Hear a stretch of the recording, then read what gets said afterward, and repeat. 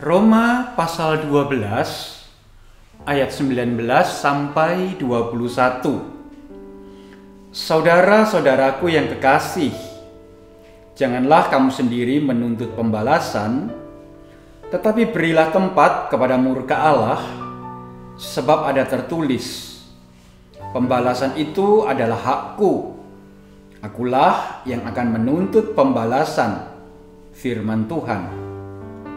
Tetapi, jika seterumu lapar, berilah dia makan. Jika ia haus, berilah dia minum. Dengan berbuat demikian, kamu menumpukkan bara api di atas kepalanya. Janganlah kamu kalah terhadap kejahatan, tetapi kalahkanlah kejahatan dengan kebaikan.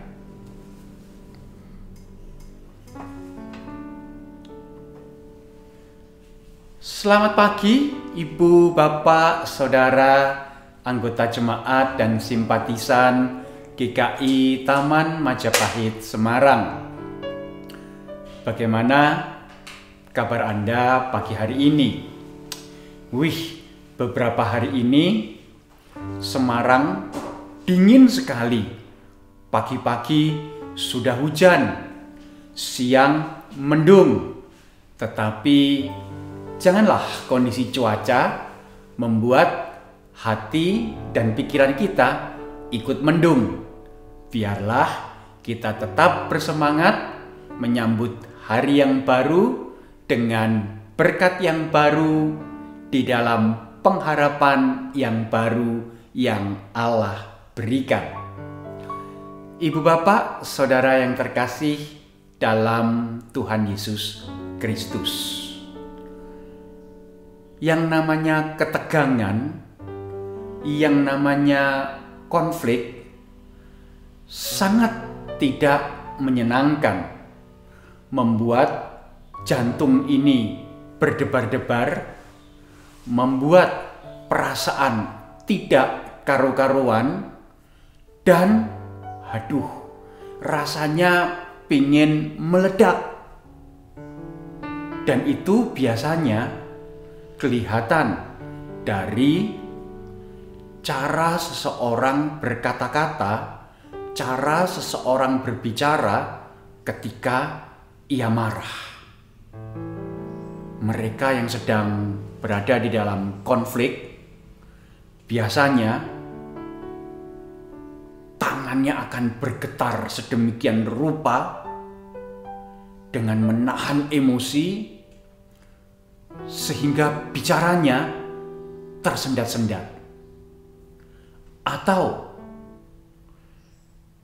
mungkin ketika sepasang suami istri sedang bertengkar, maka baik si suami maupun si istri akan bersuara dengan nada yang tinggi, akan berbicara dengan volume yang keras untuk menandakan bahwa ia ingin melepaskan beban, ia ingin melepaskan perasaan emosi yang ada menindih di dalam hatinya. Rasanya pengen boom, gitu saja. Tetapi Ibu, Bapak, Saudara yang terkasih dalam Tuhan Yesus Kristus, Rasul Paulus mengingatkan jemaat di kota Roma bagaimana mereka bersikap terhadap tindakan-tindakan yang membuat hidup mereka tidak merasa nyaman. Ya, sebagai orang-orang Kristen di abad-abad awal kekristenan, jemaat mula-mula mengalami penganiayaan, mengalami tekanan sedemikian rupa, dan khususnya di kota Roma, mereka mengalami tindakan-tindakan yang represif, mereka mengalami tindakan-tindakan yang tidak adil, Mereka mengalami tindakan-tindakan yang bahkan tidak manusiawi dari penguasa kota Roma. Sungguh menyedihkan. Dan itu membuat banyak orang Kristen merasa gelisah. Banyak orang Kristen merasa tidak nyaman. Banyak orang Kristen bahkan merasa marah. Rasanya ingin membalas. Rasanya ingin melakukan sesuatu supaya beban yang berat ini bisa terangkat. Tetapi Rasul Paulus mengatakan, nanti dulu. Pembalasan itu bukan hakmu. Engkau menjadi orang Kristen bukan supaya engkau membalas kejahatan dengan kejahatan. Rasul Paulus bahkan mengatakan, berilah tempat kepada murka Allah. Sebab pembalasan adalah porsi, bagian, milik Allah sendiri. Nah, kalau begitu, apa yang menjadi bagian orang Kristen? Apa yang menjadi porsi bagi jemaat mula-mula, khususnya di kota Roma? Ibu bapak, saudara yang terkasih dalam Tuhan Yesus Kristus, Rasul Paulus mengingatkan, meskipun engkau dijahati, meskipun engkau mendapatkan perlakuan yang tidak adil, meskipun engkau menerima tindakan yang tidak manusiawi, tetapi tugasmu, bagianmu, porsimu adalah menjadi saksi Kristus, yaitu berbagi kebaikan, yaitu berbagi cinta kasih, bukan membalas kejahatan dengan kejahatan. Dan oleh karena itulah Rasul Paulus mengingatkan, jangan kamu kalah oleh kejahatan, tetapi biarlah engkau memiliki hidup yang berkemenangan. Apa itu hidup yang berkemenangan?